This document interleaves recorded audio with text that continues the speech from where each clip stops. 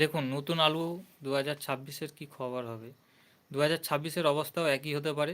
দেখা যাবে 40,000 50,000 টাকা লোডে বিক্রি হচ্ছে, এই লোড হচ্ছে স্টোরে। যদি প্রাকৃতিক দুর্যোগ না হয়, যদি যেভাবে শীত রয়েছে, সমস্ত জায়গায় শীত রয়েছে, আগাম শীত, এবং আগাম কিন্তু শীতটা চলে গিয়ে গরমও পড়তে পারে। শেষের দিকে দেখা যাবে ধসা চলে এসছে, যেহেতু ভিজে মাটিতে আলু বসানো হয়েছে, ধসা লাগার চান্স বেশি রয়েছে এবং কুয়াশাও আসবে। সেহেতু ধসা যদি প্রচুর পরিমাণে লাগে ফলন কম হবে। সেক্ষেত্রে একটা এভারেজে দেখা যাবে আলু স্টোর মোটামুটি লোড হয়ে গিয়েছে। যেটা 25-এ হয়েছে সেটাও 26-এ হওয়ার চান্স বেশি রয়েছে।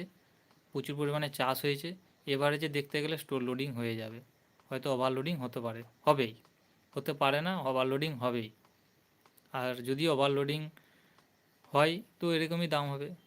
মাঠে দেখবেন হয়তো 250 টাকা 300 টাকা বস্তা হচ্ছে, কুইন্টাল হয়তো দেখবেন 500 টাকা হচ্ছে। জ্যোতি আলু, পোকরাজ আলু প্রথমের দিকে যারা বের করবে তাদের হয়তো দাম পাবে 800 থেকে 1000 টাকা কুইন্টাল।